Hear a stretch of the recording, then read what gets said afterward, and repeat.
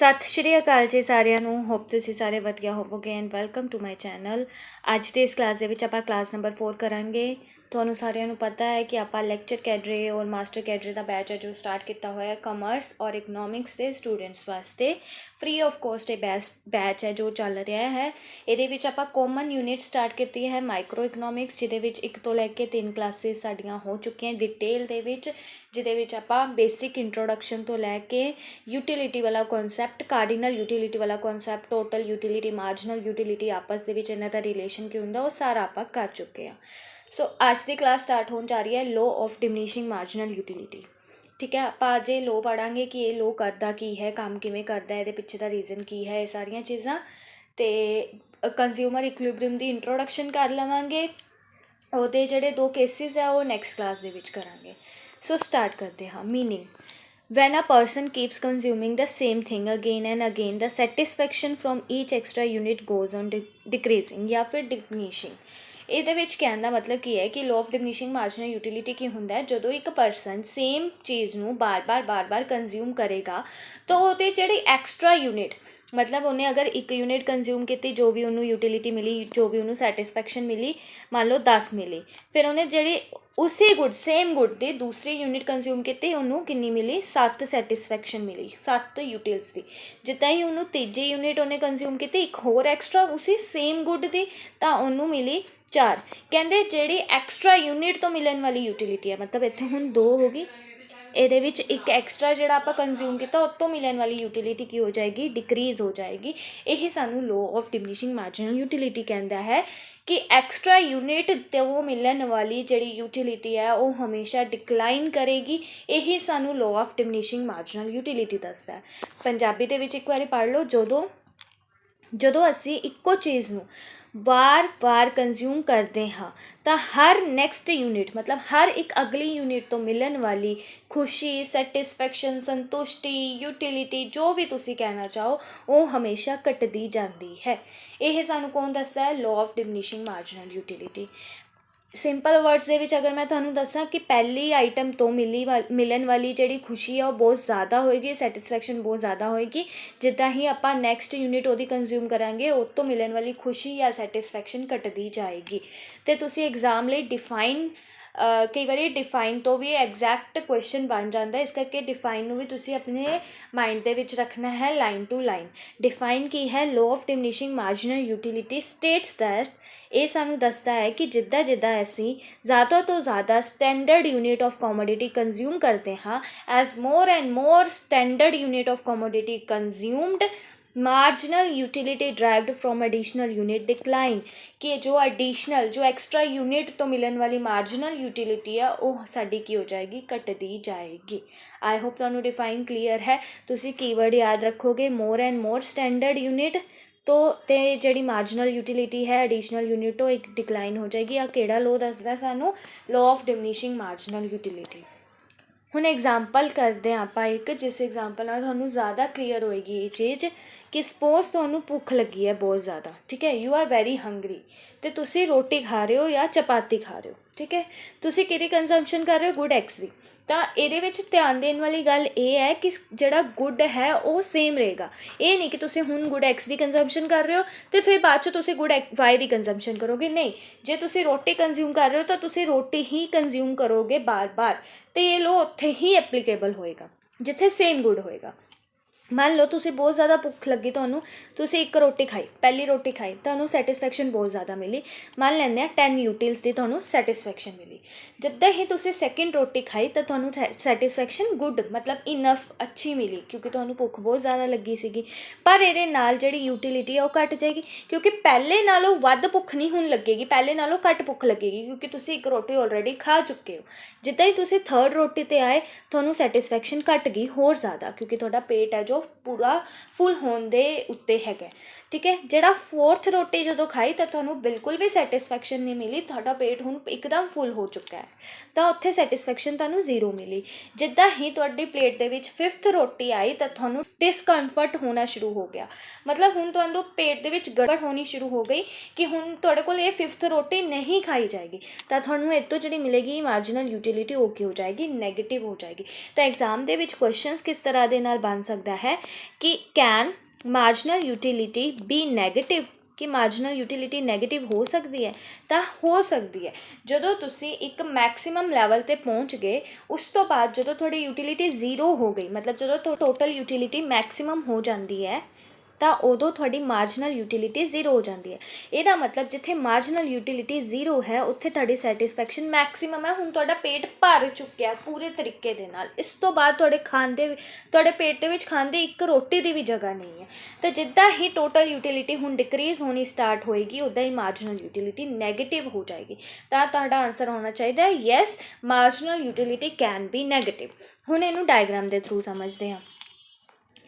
ਜਿੱਦਾਂ ਆਪਾਂ good X ਦੀ consumption ਕਰਾਂਗੇ, ਗੁੱਡ ਐਕਸ 'ਤੇ ਕੀ ਹੈ ਰੋਟੀ, ਪਹਿਲੀ ਰੋਟੀ ਖਾਈ ਮਾਰਜਨਲ ਯੂਟਿਲਿਟੀ 10 ਸੀਗੀ, ਦੂਜੀ ਖਾਈ ਮਾਰਜਨਲ ਯੂਟਿਲਿਟੀ 5 ਸੀਗੀ, ਤੀਜੀ ਖਾਈ ਮਾਰਜਨਲ ਯੂਟਿਲਿਟੀ 2 ਸੀਗੀ, ਅਤੇ ਜਦੋਂ ਚੌਥੀ ਖਾਈ ਉਦੋਂ ਮਾਰਜਨਲ ਯੂਟਿਲਿਟੀ 0 ਹੋ ਗਈ।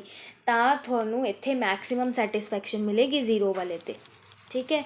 ਅਤੇ ਜਿੱਦਾਂ ਹੀ ਤੁਸੀਂ ਨੈਕਸਟ ਹੋਰ 5th ਰੋਟੀ ਖਾਈ, ਤੁਹਾਡੀ ਜਿਹੜੀ ਯੂਟਿਲਿਟੀ ਆ ਉਹ ਨੈਗੇਟਿਵ ਹੋ ਗਈ। ਜਦੋਂ ਐਕਸ ਐਕਸਿਸ ਤੋਂ ਬਾਹਰ ਕਰਵ ਸ਼ੋ ਕਰਦੇ ਆ ਨਾ, ਇਹ ਮੈਂ ਤੁਹਾਨੂੰ ਪਹਿਲੀ ਕਲਾਸ 'ਚ ਵੀ ਦੱਸਿਆ ਸੀਗਾ, ਇੱਦਾਂ ਹੁੰਦਾ ਹੈ। ਆਪਣਾ ਨੰਬਰ ਲਾਈਨ ਆਪਾਂ ਪੜ੍ਹੀ ਹੋਈ ਹੈ ਛੋਟੀਆਂ ਕਲਾਸਾਂ ਦੇ ਵਿੱਚ ਕਿ ਆਹ ਨੰਬਰ ਲਾਈਨ ਹੁੰਦੀ ਆ, ਆਹ ਐਕਸ ਐਕਸਿਸ ਹੁੰਦਾ ਆਪਣਾ, ਸੌਰੀ ਆਹ ਵਾਈ ਐਕਸਿਸ ਹੁੰਦਾ, ਆਹ ਐਕਸ ਐਕਸਿਸ ਹੁੰਦਾ। ਅਤੇ ਉੱਪਰ ਵਾਲੀ ਸਾਈਡ ਪੋਜ਼ੀਟਿਵ ਹੁੰਦੀ, ਨੀਚੇ ਵਾਲੀ ਸਾਈਡ ਨੈਗੇਟਿਵ ਹੁੰਦੀ ਹੈ। ਇਹਦੀ ਉੱਪਰ ਇਹ ਵਾਲੀ ਸਾਈਡ ਪੋਜ਼ੀਟਿਵ ਹੁੰਦੀ ਹੈ, ਇਹ ਵਾਲੀ ਸਾਈਡ ਨੈਗੇਟਿਵ ਹੁੰਦੀ ਹੈ। ਜਿੱਦਾਂ ਹੀ ਆਪਾਂ 5th ਰੋਟੀ ਖਾਈ ਤਾਂ ਜਿਹੜੀ ਸਾਡੀ ਮਾਰਜਨਲ ਯੂਟਿਲਿਟੀ ਹੈ ਉਹ ਕੀ ਹੋ ਗਈ, ਨੈਗੇਟਿਵ ਹੋ ਗਈ। ਤਾਂ ਜਿਹੜਾ ਆਹ ਜ਼ੋਨ ਹੈ ਇਹ ਜ਼ੋਨ ਆਫ ਡਿਸਸੈਟਿਸਫੈਕਸ਼ਨ ਹੈ। ਤਾਂ ਤੁਹਾਨੂੰ ਡਾਇਗਰਾਮ ਦੇ ਕੇ ਵੀ ਪੁੱਛਿਆ ਜਾ ਸਕਦਾ ਹੈ ਕਿ ਜ਼ੋਨ ਆਫ ਡਿਸਸੈਟਿਸਫੈਕਸ਼ਨ ਕਿਹੜਾ ਹੈ। ਤਾਂ ਆਹ ਪੁਆਇੰਟ 0 ਤੋਂ ਲੈ ਕੇ ਆਹ ਪੁਆਇੰਟ ਤੱਕ ਸਾਡਾ ਜ਼ੋਨ ਆਫ ਡਿਸਸੈਟਿਸਫੈਕਸ਼ਨ ਹੈ। ਇਹ ਕਦੋਂ ਅਰਾਈਜ਼ ਹੁੰਦਾ, ਜਦੋਂ ਟੋਟਲ ਯੂਟਿਲਿਟੀ ਡਿਕਲਾਈਨ ਹੋਣਾ ਸਟਾਰਟ ਹੋ ਜਾਂਦੀ ਹੈ। ਤੁਹਾਨੂੰ ਪਤਾ ਹੈ ਪਿਛਲੀ ਕਲਾਸ ਦੇ ਵਿੱਚ ਆਪਾਂ ਕੀਤਾ ਹੈ, ਜਿੱਦਾਂ ਹੀ ਟੋਟਲ ਯੂਟਿਲਿਟੀ ਘਟਣੀ ਸਟਾਰਟ ਹੋਏਗੀ ਮੇਰੀ ਮਾਰਜਨਲ ਯੂਟਿਲਿਟੀ ਨੈਗੇਟਿਵ ਹੋ ਜਾਵੇਗੀ, ਕਿ ਹੁਣ ਮੈਨੂੰ 5th ਰੋਟੀ ਤੋਂ ਜਿਹੜੀ ਹੈ ਉਹ ਦਿੱਕਤ ਹੋਣੀ ਸਟਾਰਟ ਹੋ ਗਈ ਹੈ, ਮੈਨੂੰ ਹੁਣ ਸੈਟਿਸਫੈਕਸ਼ਨ ਨਹੀਂ ਮਿਲ ਰਹੀ। ਅਤੇ ਇਸੇ ਲੋਅ ਨੂੰ ਆਪਾਂ ਕੀ ਬੋਲਦੇ ਹਾਂ, law of diminishing marginal utility. I hope ਤੁਹਾਨੂੰ ਇਹ ਸਾਰੀ ਚੀਜ਼ਾਂ ਕਲੀਅਰ ਹੈ।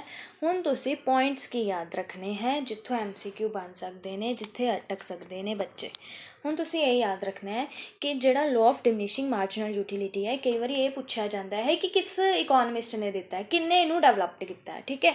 ਤਾਂ ਬਹੁਤ ਸਾਰੇ ਬੁੱਕਸ ਦੇ ਵਿੱਚ ਤੁਹਾਨੂੰ ਮਿਲੇਗਾ ਅਲਫਰੈਡ ਮਾਰਸ਼ਲ, ਕਿ ਅਲਫਰੈਡ ਮਾਰਸ਼ਲ ਨੇ ਹੀ low of diminishing marginal utility ਦਿੱਤਾ। ਬਟ ਅਗਰ ਅਲਫਰੈਡ ਮਾਰਸ਼ਲ ਆਪਸ਼ਨ ਦੇ ਵਿੱਚ ਹੀ ਨਾ ਹੋਵੇ ਤਾਂ ਤੁਹਾਨੂੰ ਇਹ ਯਾਦ ਰੱਖਣਾ ਹੈ ਸਭ ਤੋਂ ਪਹਿਲਾਂ ਜੋ ਇਹ ਕਨਸੈਪਟ ਹੈ low of diminishing marginal utility ਦਾ, ਇਹ ਦਿੱਤਾ ਗੋਸਨ ਨੇ।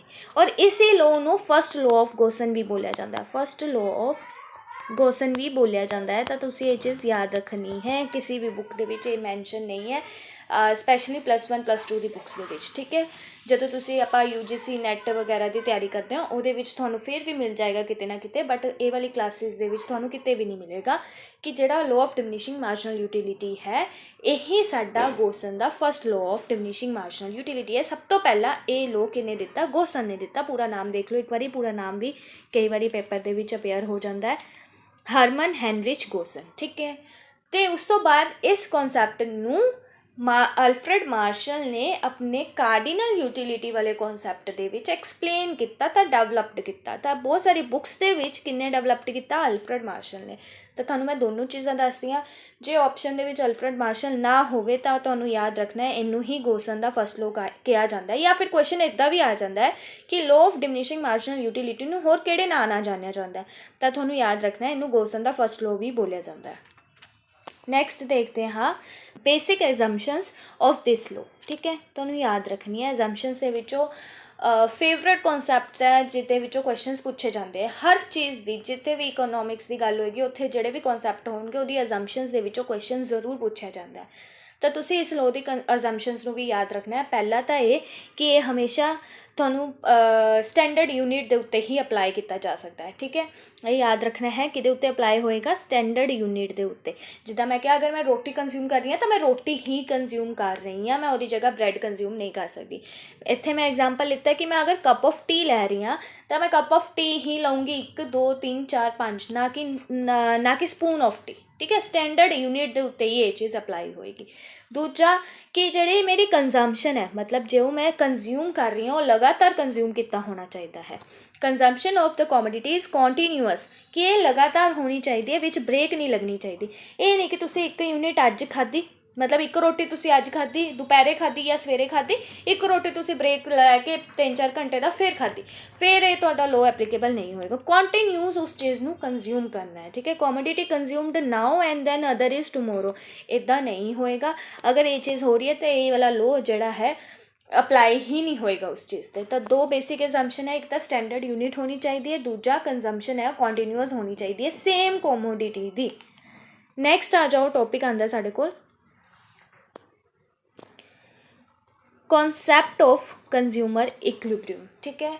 हुण जिहड़ा कंज्यूमर इक्विलिब्रियम का कॉन्सैप्ट है ना, ये दो तरीके के लॉज के नाल आपां पढ़ते हैं। एक तो आपां पढ़ते हैं सिंगल कॉमोडिटी के केस दे विच, एक आपां पढ़ते हैं डबल कॉमोडिटी के केस दे विच। जिहड़ा आ वालियां चीज़ां है आपां नैक्सट क्लास दे विच करांगे, बट अज असीं देखांगे कंज्यूमर इक्विलिब्रियम हुंदा की है ते इहदी बेसिक एजम्पशनस की है, ये सारियां चीज़ां, ठीक है। हुण डिफाइन तो मीन आ जाते होंगे क्वेश्चन, तो डिफाइन तुसीं याद रखनी है। कंज्यूमर इक्विलिब्रियम मैं पहला तुहानूं सिंपल लैंग्वेज समझा दिंदी हाँ। कंज्यूमर इक्विलिब्रियम वो सिचुएशन है जिथे कंज्यूमर अपनी मैक्सीमम सैटिस्फैक्शन गेन कर रहा अपनी लिमिटेड इनकम के नाल, ठीक है। जिन्नी ओहदी इनकम सीगी उतों उन्होंने जो भी वो स्पेंडिंग कर रहा है, जो भी वो खर्चे कर रहा है, उतों उन्होंने मैक्सीमम सैटिस्फैक्शन मिल रही है, तो वो अपनी इस चॉइस को चेंज नहीं करना चाहता, ठीक है। तो वो अपनी इस चॉइस को चेंज नहीं करना चाहता। यही की होएगा कंज्यूमर इक्विलिब्रियम, तो वही पॉइंट साडा कंज्यूमर इक्विलिब्रियम होएगा। हुण पढ़ लैंदे आ। Consumer equilibrium refers to a situation, ये वो सिचुएशन है जिथे कंज्यूमर नू मैक्सीमम सैटिस्फैक्शन होंदी है अपनी गिवन इनकम लिख लो चाहे लिमिटेड इनकम लिख लो, दोनों का मतलब सेम है। He has no tendency to change, इत्थे आ चीज़ कैंसल कर दो। He has no tendency to make आना है, इत्थे आएगा मेक, इनकरैक्ट कर लो, इत्थे आएगा मेक एनी चेंज, ठीक है। कि वो अपनी लिमिटेड इनकम तो मैक्सीमम सैटिस्फैक्शन लेगा, तो उस सिचुएशन दे विच वो नहीं चाहता कि वो अपनी चॉइस नू चेंज करे, अपने एक्सपेंडिचर नू चेंज करे, ठीक है। He has no tendency to make any change in his existing expenditure जिस तो उन्होंने मैक्सीमम सैटिस्फैक्शन हो। यही की हुंदा है कंज्यूमर इक्विलिब्रियम। सिंपल वर्ड्स दे विच अगर मैं कहां, when consumer feels that he is getting best use of his money, जो कंज्यूमर नू ये लगता है कि वो अपनी मनी का बेस्ट यूज कर रहा, उन्होंने हाईएस्ट सैटिस्फैक्शन भी हो रही है, वो उदों इक्विलिब्रियम दे विच होएगा, ठीक है। जिदा मान लैंदे आपां कि फॉर एग्जाम्पल कि कुड़ियाँ हैं जो जिन्होंने मेकअप प्रोडक्ट्स या फिर ड्रैसेस का ज़्यादा शौक होंदा है, तो अगर वो अपने मेकअप के उत्ते मान लेंदे, वैसे मेकअप इन्ना सस्ता आंदा नहीं है, मान लेंदे कि अगर वो 200 रुपये भी लगा रही हैं, तो जो भी चीज़ वो खरीद रही हैं उन्होंने हाईएस्ट सैटिस्फैक्शन हो रही है, चाहे एक मस्कारा ही क्यों ना उन्होंने खरीदे होवे, तो उन्होंने हाईएस्ट सैटिस्फैक्शन हो रही है, तो उस समय वो फीमेल अपने कंज्यूमर इक्विलिब्रियम दे विच होएगी, क्योंकि उन्होंने ਉਹਦੇ ਵਿੱਚ ना इच्छा है वो इस चीज़ ਨੂੰ चेंज करे ना वो करना चाहती है, ठीक है। इनू ਆਪਾਂ ਕੀ बोलांगे कंज्यूमर इक्विलिब्रियम बोलांगे। एजम्पशनस देख लेंगे कंज्यूमर इक्विलिब्रियम दी। पहला तो यह कंज्यूमर रैशनल है, ठीक है। ये तुहानूं एजम्पशन हर किते मिल जाएगी इकनॉमिक्स के विच, कंज्यूमर इज़ रैशनल का मतलब हुंदा कंज्यूमर समझदार है, ठीक है। जिन्ना भी अगर वो 1 रुपया भी खर्च कर रहा है ना, वो सोच समझ के खर्च कर रहा है कि उन्होंने 1 रुपये तो भी जिन्नी मैक्सीमम सैटिस्फैक्शन मिल सकती है उन्नी मिले, ठीक है। The consumer a rational consumer is one who wants to gets maximum satisfaction, वो कंज्यूमर जिन्हों पता है कि वो अपने पैसे खर्च करके किद्दां मैक्सीमम सैटिस्फैक्शन लै सकता है, इनू आपां बोलांगे कंज्यूमर इज़ रैशनल। तो पहली एजम्पशन यही है कंज्यूमर इक्विलिब्रियम दी कि कंज्यूमर रैशनल होना चाहिए। दूजी चीज़ है कार्डिनल यूटिलिटी, कि जिहड़ी यूटिलिटी है, जिहड़ी सैटिस्फैक्शन है कंज्यूमर नूं जिहड़ी मिल रही है सैटिस्फैक्शन अपना पैसा खर्च करके, वो काउंटेबल होनी चाहिए है। ये आप पढ़ चुके हैं, कार्डिनल नंबर मतलब होल नंबर, कि जिहड़ी भी यूटिलिटी उन्होंने मिल रही है वो काउंटेबल होनी चाहिए, can be measured in terms of cardinal number like 1 2 3 4, कि उन्होंने 1 रुपया खर्च करन ते इन्नी मिली, 2 ते इन्नी मिली, 3 ते इन्नी मिली, ऐदा करके। ਨੈਕਸਟ ਹੈ ਸਾਡੇ ਕੋਲ ਇੰਡੀਪੈਂਡੈਂਟ ਯੂਟਿਲਿਟੀ, ਔਰ ਇਹ ਵੈਰੀ ਇੰਪੋਰਟੈਂਟ ਹੈ। ਕੁਐਸਚਨਸ ਇੱਥੋਂ ਹੀ ਬਣਦੇ ਹੈ ਓਡ ਵਨ ਆਊਟ ਵਾਲੇ ਕਿ ਕਿਹੜੀ ਐਗਜ਼ੰਪਸ਼ਨ ਨਹੀਂ ਹੈ ਕੰਜ਼ਿਊਮਰ ਇਕੁਇਲਿਬਰੀਅਮ ਦੀ। ਪਹਿਲੀ ਤੁਸੀਂ ਯਾਦ ਰੱਖੋਗੇ ਕੰਜ਼ਿਊਮਰ ਇਜ਼ ਰੈਸ਼ਨਲ, ਉਹ ਸਮਝਦਾਰ ਹੈ, ਉਹਨੂੰ ਪਤਾ ਹੈ ਕਿ ਉਹਨੇ ਆਪਣੀ ਮੈਕਸਿਮਮ ਸੈਟਿਸਫੈਕਸ਼ਨ ਕਿੱਦਾਂ ਲੈਣੀ ਹੈ। ਦੂਜਾ, ਜਿਹੜੀ ਉਹਨੇ ਸੈਟਿਸਫੈਕਸ਼ਨ ਲੈਣੀ ਹੈ ਉਹ ਕਾਊਂਟੇਬਲ ਹੋਣੀ ਚਾਹੀਦੀ ਹੈ, ਮਤਲਬ ਕਾਰਡੀਨਲ ਯੂਟਿਲਿਟੀ। ਤੀਜਾ, ਇੰਡੀਪੈਂਡੈਂਟ ਯੂਟਿਲਿਟੀ, ਜਿਸ ਚੀਜ਼ ਤੋਂ ਉਹਨੂੰ ਸੈਟਿਸਫੈਕਸ਼ਨ ਮਿਲ ਰਹੀ ਹੈ ਉਹਦੇ ਤੋਂ ਮਿਲਣ ਵਾਲੀ ਯੂਟਿਲਿਟੀ ਕਿਸੇ ਦੂਸਰੇ ਦੇ ਨਾਲ ਰਿਲੇਟ ਨਹੀਂ ਕਰਦੀ। ਹਰ ਕਿਸੇ ਚੀਜ਼ ਦੀ ਯੂਟਿਲਿਟੀ ਆਪਣੇ 'ਤੇ ਡਿਪੈਂਡ ਕਰਦੀ ਹੈ, ਠੀਕ ਹੈ। It is assume that utility that a consumer gets from a commodity depends upon, ਕਹਿੰਦੇ ਜੋ ਕੰਜ਼ਿਊਮਰ ਨੂੰ ਯੂਟਿਲਿਟੀ ਮਿਲ ਰਹੀ ਹੈ ਕਿਸੇ ਕੋਮੋਡਿਟੀ ਤੋਂ, ਉਹ ਉਹਦੀ ਕੁਆਂਟਿਟੀ 'ਤੇ ਡਿਪੈਂਡ ਕਰਦੀ ਹੈ ਜਿਸ ਕੋਮੋਡਿਟੀ ਦੀ ਉਹ ਯੂਟਿਲਿਟੀ ਹੈ, ਨਾ ਕਿ ਦੂਸਰੀ ਕੰਜ਼ੰਪਸ਼ਨ ਦੀ, ਨਾ ਕਿ ਅਦਰ ਗੁੱਡਸ ਦੇ ਉੱਤੇ, ਠੀਕ ਹੈ। ਇੰਡੀਪੈਂਡੈਂਟ ਦਾ ਮਤਲਬ ਹੈ ਜਿਸ ਗੁੱਡ ਦੀ ਯੂਟਿਲਿਟੀ ਆ ਉਹਦੇ 'ਤੇ ਹੀ ਡਿਪੈਂਡ ਕਰੇਗੀ, ਕਿਸੇ ਹੋਰ ਗੁੱਡ ਦੀ ਯੂਟਿਲਿਟੀ 'ਤੇ ਡਿਪੈਂਡ ਨਹੀਂ ਕਰੇਗੀ। ਤੇ ਤੁਹਾਨੂੰ ਇੱਦਾਂ ਇਹਦੇ ਡਿਟੇਲ ਕੁਐਸਚਨਸ ਨਹੀਂ ਆਉਗੇ, ਇਹ ਤਾਂ ਸਿਰਫ ਮੈਂ ਤੁਹਾਨੂੰ ਸਮਝਾਉਣ ਲਈ ਪੁੱਛਿਆ, ਸਿਰਫ ਹੈਡਿੰਗਸ ਧਿਆਨ 'ਚ ਰੱਖਣੀਆਂ ਕਿ ਇਹਦੇ ਅਜ਼ੰਪਸ਼ਨਸ ਕੀ ਹੈ। ਪਹਿਲਾ ਕੰਜ਼ਿਊਮਰ ਇਜ਼ ਰੈਸ਼ਨਲ, ਦੂਜਾ ਇੰਡੀਪੈਂਡੈਂਟ ਯੂਟਿਲਿਟੀ, ਤੀਜਾ ਯੂਟਿਲਿਟੀ ਕੈਨ ਬੀ ਮੇਜਰਡ, ਔਰ ਜਾਂ ਫਿਰ ਕਾਰਡੀਨਲ ਯੂਟਿਲਿਟੀ। ਇੱਥੇ ਨਾ ਕਾਰਡੀਨਲ ਯੂਟਿਲਿਟੀ ਦੀ ਜਗ੍ਹਾ 'ਤੇ ਤੁਹਾਨੂੰ ਪੇਪਰ 'ਚ ਇਹ ਵੀ ਮਿਲ ਸਕਦਾ ਹੈ, ਯੂਟਿਲਿਟੀ ਕੈਨ ਬੀ ਮੇਅਰੇਬਲ, ਠੀਕ ਹੈ, ਉਹਨੂੰ ਮੇਅਰ ਕੀਤਾ ਜਾ ਸਕਦਾ ਹੈ, ਤਾਂ ਇਹਨੂੰ ਨੋਟ ਕਰ ਲਓ। ਉਸ ਤੋਂ ਬਾਅਦ ਹੈ ਆਪਣੇ ਕੋਲ marginal utility of money is constant, very important assumption ਕਿ ਕੰਜ਼ਿਊਮਰ ਇਕੁਇਲਿਬਰੀਅਮ ਦੇ ਵਿੱਚ ਆਪਾਂ ਇਹ ਮੰਨ ਕੇ ਚੱਲਦੇ ਹਾਂ ਕਿ ਜਿਹੜੀ ਮਾਰਜਨਲ ਯੂਟਿਲਿਟੀ ਆਫ ਮਨੀ ਆ ਉਹ ਕੌਂਸਟੈਂਟ ਹੈ। ਇਹਦਾ ਮਤਲਬ ਕੀ ਹੈ ਕਿ ਵੈਲਿਊ ਆਫ ਮਨੀ ਰਿਮੇਨ ਕੌਂਸਟੈਂਟ, ਚਾਹੇ ਉਹ 10 ਰੁਪਇਆ ਖਰਚ ਰਿਹਾ ਪਹਿਲਾਂ ਆਪਣੇ 100 ਰੁਪਏ ਦੇ ਵਿੱਚੋਂ ਪਹਿਲਾਂ 10 ਰੁਪਇਆ ਖਰਚ ਰਿਹਾ, ਆਪਣੇ 100 ਰੁਪਏ ਦੇ ਵਿੱਚੋਂ ਲਾਸਟ ਵਾਲਾ ਅਖੀਰਲਾ 10 ਰੁਪਇਆ ਖਰਚ ਰਿਹਾ, ਦੋਨਾਂ ਤੋਂ ਮਿਲਣ ਵਾਲੀ ਜਿਹੜੀ ਯੂਟਿਲਿਟੀ ਆ ਉਹ ਕੌਂਸਟੈਂਟ ਹੀ ਰਹੇਗੀ, ਉਹ ਗੁੱਡਸ ਦੀ ਤਰ੍ਹਾਂ ਡਿਕਰੀਜ਼ ਨਹੀਂ ਹੋਏਗੀ, ਕਿਉਂਕਿ ਆਪਾਂ ਪੜ੍ਹਿਆ law of diminishing marginal utility ਦੇ ਵਿੱਚ ਸੈਟਿਸਫੈਕਸ਼ਨ ਈਚ ਸਕਸੈਸਿਵ ਯੂਨਿਟ 'ਤੇ ਡਿਕਰੀਜ਼ ਹੁੰਦੀ ਹੈ, ਪਰ ਉਹ concept marginal utility of money 'ਤੇ ਅਪਲਾਈ ਨਹੀਂ ਹੋਏਗਾ। ਅਤੇ ਇਹਨੂੰ ਕਈ ਵਾਰੀ ਇੱਦਾਂ ਵੀ ਲਿਖਿਆ ਹੁੰਦਾ ਹੈ, ਤਾਂ ਯਾਦ ਰੱਖਣਾ MUM, ਠੀਕ ਹੈ, ਸ਼ੋਰਟ ਫੋਮ ਹੈ ਇਹਦੀ, ਅਤੇ ਪੇਪਰ 'ਚ ਇੱਦਾਂ ਵੀ ਮਿਲ ਸਕਦਾ ਹੈ। MUM ਹਮੇਸ਼ਾ ਕੌਂਸਟੈਂਟ ਰਹੇਗੀ, ਇਹਦਾ ਮਤਲਬ ਕਿ ਵੈਲਿਊ ਆਫ ਮਨੀ ਹਮੇਸ਼ਾ, ਵਰਥ ਆਫ ਮਨੀ ਹਮੇਸ਼ਾ ਕੌਂਸਟੈਂਟ ਰਹੇਗੀ। It means the satisfaction utility received from each rupee, ਇੱਕ ਪੈਸੇ ਤੋਂ ਮਿਲਣ ਵਾਲੀ ਯੂਟਿਲਿਟੀ ਹਮੇਸ਼ਾ ਸੇਮ ਰਹੇਗੀ throughout the spending process. ਮਤਲਬ ਜੇ ਉਹ 100 ਰੁਪਇਆ ਇੱਕ ਕੰਜ਼ਿਊਮਰ ਹੈ ਜੋ 100 ਰੁਪਇਆ ਖਰਚ ਕਰ ਰਿਹਾ, ਠੀਕ ਹੈ, ਉਹ 100 ਰੁਪਏ ਦੇ ਵਿੱਚੋਂ ਜਿਹੜਾ 1 ਰੁਪਇਆ ਖਰਚ ਕਰ ਰਿਹਾ ਉਹ ਤੋਂ ਵੀ ਮਿਲਣ ਵਾਲੀ ਯੂਟਿਲਿਟੀ ਸੇਮ ਹੈ, ਜਿਹੜਾ 10 ਰੁਪਇਆ ਖਰਚ ਕਰ ਰਿਹਾ ਉਹ ਤੋਂ ਵੀ ਮਿਲਣ ਵਾਲੀ ਯੂਟਿਲਿਟੀ ਸੇਮ ਹੈ। ਤਾਂ ਮੇਰੇ ਕਹਿਣ ਦਾ ਮਤਲਬ ਕੀ ਹੈ ਕਿ ਵੈਲਿਊ ਆਫ ਮਨੀ ਉਹਦੇ ਵਿੱਚ ਸੇਮ ਰਹੇਗੀ ਥਰੂ ਆਊਟ ਦਾ ਸਪੈਂਡਿੰਗ ਪ੍ਰੋਸੈਸ ਜਦੋਂ ਉਹ ਖਰਚਾ ਕਰ ਰਿਹਾ। ਨੈਕਸਟ ਹੈ whether you spend the first ₹10 or last ₹10, the value of money feels the same to consumer। ਜੇ ਉਹ 100 ਰੁਪਏ ਦੇ ਵਿੱਚੋਂ, ਮੰਨ ਲਓ ਦੀ ਇਨਕਮ 100 ਰੁਪਏ ਹੈ, ਜੇ ਉਹ 100 ਰੁਪਏ ਦੇ ਵਿੱਚੋਂ ਪਹਿਲਾ 10 ਰੁਪਇਆ ਖਰਚ ਰਿਹਾ ਹੈ ਅਤੇ ਅਖੀਰਲਾ 10 ਰੁਪਇਆ ਖਰਚ ਰਿਹਾ, ਠੀਕ ਹੈ, ਦੋਨਾਂ ਤੋਂ ਮਿਲਣ ਵਾਲੀ ਯੂਟਿਲਿਟੀ ਹਮੇਸ਼ਾ ਸੇਮ ਰਹੇਗੀ, ਤਾਂ ਇਹ ਆਪਣੀ ਕੌਂਸਟੈਂਟ ਰਹੇਗੀ, ਇਹ ਡਿਕਲਾਈਨ ਨਹੀਂ ਕਰੇਗੀ।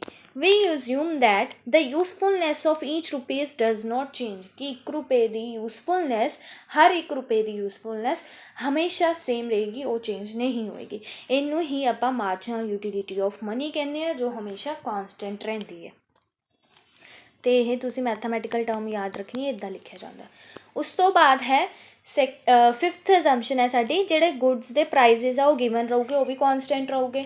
ਕੰਜ਼ਿਊਮਰ ਦੀ ਟੇਸਟ ਪ੍ਰੈਫਰੈਂਸਿਸ ਆ ਉਹ ਵੀ ਕੌਂਸਟੈਂਟ ਰਹੂਗੀ, ਉਹ ਚੇਂਜ ਨਹੀਂ ਹੋਊਗੀ ਬਾਰ। ਗੁੱਡਸ ਆਰ ਡਿਵਿਜ਼ੀਬਲ, ਗੁੱਡਸ ਹੈ ਜਿਹੜੇ ਡਿਵਿਜ਼ੀਬਲ ਹੋਊਗੇ, ਕਿ ਗੁੱਡਸ ਨੂੰ ਆਪਾਂ ਛੋਟੀ ਯੂਨਿਟਸ, ਛੋਟੀ ਕੁਆਂਟੀਟੀਜ਼ ਦੇ ਵਿੱਚ ਵੀ ਲੈ ਸਕਦੇ ਹਾਂ। ਤਾਂ ਮੇਨ ਅਜ਼ੰਪਸ਼ਨਸ ਤੁਸੀਂ ਕੀ ਯਾਦ ਰੱਖਣੀਆਂ ਹੈ ਕਿ ਇੱਕ ਤਾਂ ਕੰਜ਼ਿਊਮਰ ਇਜ਼ ਰੈਸ਼ਨਲ, ਠੀਕ ਹੈ, ਦੂਸਰੀ ਕਾਰਡੀਨਲ ਯੂਟਿਲਿਟੀ ਵਾਲੀ, ਇਹਦਾ ਦੂਸਰਾ ਨਾਮ ਯਾਦ ਰੱਖਣਾ ਯੂਟਿਲਿਟੀ ਕੈਨ ਬੀ ਮੇਅਰੇਬਲ, ਠੀਕ ਹੈ। Independent utility, marginal utility of money ਤਾਂ ਬਹੁਤ ਜ਼ਿਆਦਾ ਇੰਪੋਰਟੈਂਟ ਹੈ, ਅਤੇ ਪੇਪਰ ਦੇ ਵਿੱਚ ਤੁਹਾਨੂੰ ਇੱਦਾਂ ਵੀ ਮਿਲ ਸਕਦੀ ਹੈ, ਤਾਂ ਕਨਫਿਊਜ਼ ਨਹੀਂ ਹੋਣਾ, ਮਾਰਜਨਲ ਯੂਟਿਲਿਟੀ ਆਫ ਮਨੀ ਕੌਂਸਟੈਂਟ ਰਹੇਗੀ। ਉਸ ਤੋਂ ਬਾਅਦ ਇਹ ਤਾਂ ਤੁਹਾਨੂੰ ਇਹ ਕਾਮਨ ਜੀਆਂ, ਇਹ ਹਰ ਇੱਕ ਕਨਸੈਪਟ ਦੇ ਵਿੱਚ, ਇਕਨੋਮਿਕਸ ਦੇ ਵਿੱਚ ਤੁਹਾਨੂੰ ਮਿਲੂਗੀਆਂ, ਠੀਕ ਹੈ। ਬਾਕੀ ਜੋ ਅਲੱਗ ਸੀਗੀਆਂ ਉਹ ਮੈਂ ਤੁਹਾਨੂੰ ਦੱਸ ਦਿੱਤੀਆਂ। ਸੋ ਇਹ ਸੀ ਅੱਜ ਦੀ ਆਪਣੀ ਕਲਾਸ, ਜਿਹਦੇ ਵਿੱਚ ਆਪਾਂ law of diminishing marginal utility ਸਮਝਿਆ ਕੀ ਹੁੰਦਾ ਉਹ ਲਾਅ, ਗੋਸਨ ਫਸਟ ਲਾਅ ਵੀ ਉਹਨੂੰ ਹੀ ਕਿਹਾ ਜਾਂਦਾ ਹੈ। ਪਹਿਲਾ ਕੌਨਸੈਪਟ ਵੀ ਗੋਸਨ ਨੇ ਦਿੱਤਾ ਸੀ, ਬਾਅਦ 'ਚੋਂ ਇਹਨੂੰ ਐਲਫਰੈਡ ਮਾਰਸ਼ਲ ਨੇ ਆਪਣੀ ਬੁੱਕਸ ਆਪਣੇ ਕੌਨਸੈਪਟ ਦੇ ਵਿੱਚ ਅਪਲਾਈ ਕੀਤਾ। ਫਿਰ ਆਪਾਂ ਪੜ੍ਹਿਆ ਕੰਜ਼ਿਊਮਰ ਇਕੁਇਲਿਬਰੀਅਮ ਕੀ ਹੁੰਦਾ ਹੈ। आई होप ਤੁਹਾਨੂੰ ਅੱਜ ਦੀ ਕਲਾਸ ਵਧੀਆ ਲੱਗੀ ਹੋਏ। ਜੇ ਤੁਹਾਨੂੰ ਕਲਾਸ ਵਧੀਆ ਲੱਗੀ ਹੋਏ ਪਲੀਜ਼ ਚੈਨਲ ਨੂੰ ਸਬਸਕ੍ਰਾਈਬ ਕਰਨਾ ਔਰ ਵੀਡੀਓ ਨੂੰ ਵੱਧ ਤੋਂ ਵੱਧ ਸ਼ੇਅਰ ਔਰ ਲਾਈਕ ਜ਼ਰੂਰ ਕਰਨਾ ਔਰ ਆਪਣਾ ਫੀਡਬੈਕ ਜ਼ਰੂਰ ਦੇਣਾ। ਜਦੋਂ ਤੁਸੀਂ ਤੁਹਾਡੇ ਇੱਕ ਇੱਕ ਕਮੈਂਟ ਦੇ ਨਾਲ ਮੈਨੂੰ ਮੋਟੀਵੇਸ਼ਨ ਆਉਂਦੀ ਹੈ ਔਰ ਮੈਨੂੰ ਰੈਗੂਲਰ ਵੀਡੀਓਜ਼ ਕੰਟੀਨਿਊ ਔਰ ਕੰਸਿਸਟੈਂਸੀ ਬਣਾਏ ਰੱਖਣ ਦੇ ਵਿੱਚ ਵੀ ਬਹੁਤ ਵਧੀਆ ਲੱਗਦਾ ਹੈ। ਠੀਕ ਹੈ, ਸੋ ਟੈਲੀਗ੍ਰਾਮ ਚੈਨਲ ਆਪਣਾ ਜ਼ਰੂਰ ਜੁਆਇਨ ਕਰ ਲਓ। ਜਿਹੜੇ ਵੀਡੀਓ ਦੇ ਲਿੰਕਸ ਹੈ ਉਹ ਉੱਥੇ ਹੀ ਅਪਲੋਡ ਕੀਤੇ ਜਾਂਦੇ ਨੇ। ਮਿਲਾਂਗੇ ਨੈਕਸਟ ਕਲਾਸ ਦੇ ਵਿੱਚ ਨੈਕਸਟ ਵੀਡੀਓ ਦੇ ਨਾਲ। Thank you so much.